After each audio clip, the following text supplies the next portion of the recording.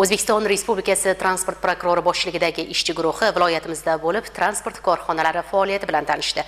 O'rganishlar tahlili muxbirimiz lavhasida. Transport prokurori boshchiligidagi ishchi guruh tomonidan olib borilgan o'rganishlar doirasida Navoiy temir yo'l vokzali hamda Navoiy xalqaro aeroporti mas'uliyati cheklangan jamiyati faoliyati tahlil qilindi. Navoiy temir yo'l vokzali yo'lovchilarga xizmat ko'rsatish sifati, xavfsizlik, sanitariya qoidalariga rioya etilganligi holati bilan tanishildi.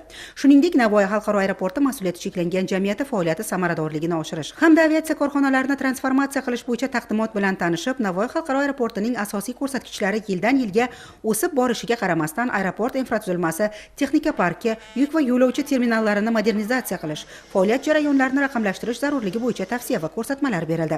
Qayd etilganidek, Navoiy xalqaro aeroportining asosiy ko'rsatkichlari 2025-yilda 2024-yilga nisbatan o'sganiga qaramasdan, havo kemalariga xizmat ko'rsatish, yo'lovchi va yuk tashish bo'yicha maksimal quvvatlaridan to'liq foydalanilmayapti. Shuningdek, aeroport infratuzilmasi, texnika parki, yuk va yo'lovchi terminallarini modernizatsiya qilish, faoliyat jarayonlarini raqamlashtirish zarurligi aytib o'tildi.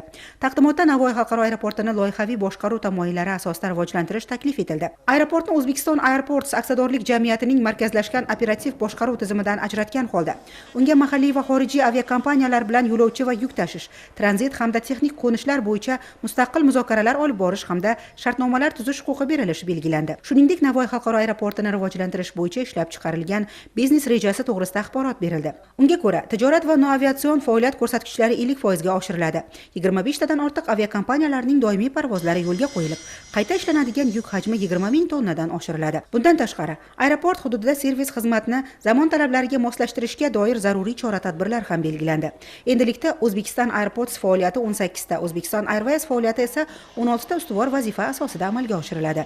Bundan tashqari, Tinchlik lokomotiv deposida sayyor qabul o'tkazildi. Sayyor qabul davomida ishchi xodimlarga huquqiy maslahatlar hamda ularni qiziqtirgan savollariga javoblar berildi. Yechim talab muammolarini hal etilishi yuzasidan zaruriy talablar belgilandi. Yo'lovchilarga xizmat ko'rsatish sifati, xavfsizlik, faoliyat samaradorligini oshirish hamda aviatsiya korxonalarini transformatsiya qilish bo'yicha mas'ullarga tavsiya va ko'rsatmalar berildi. Shu bilan birga 4R64G Navoiy temir yo'l stansiyasiga shoxobcha avtomobil yo'lining 7-kilometr qismida Toshkent-Buxoro temir yo'l ustidan o'tuvchi yangi yo'l o'tkazib qurish hamda 4R56 Oqtosh shahar, Yangirabod shaharcha Langar qishlog'i, Cho'ya qishlog'i avtomobil yo'lining 11-16 kilometr qismini rekonstruksiya qilish bilan yaqindan tanishib, mas'ullarga tavsiya va ko'rsatmalar berildi. Shuningdek, ishchi guruhi Navoiy shahar bosh rejasiga asosan 4K 364 avtomobil yo'lining 1 kilometr hamda 4P64, 4P64D avtomobil yo'lining 2 kilometr va Navoiy shahar Xoncharbog' yoshlik mahalla fuqarolar yig'inlari orqali bog'lovchi 3,5 kilometr yangi avtomobil yo'lini qurish hamda Navoiy EZ hududida Navoiy sanoatni rivojlantirish kompleksi maxsus sanoat parki direksiyasi mas'uliyati cheklangan jamiyatiga borish avtomobil yo'llarini qurish ishlari bilan tanishdi.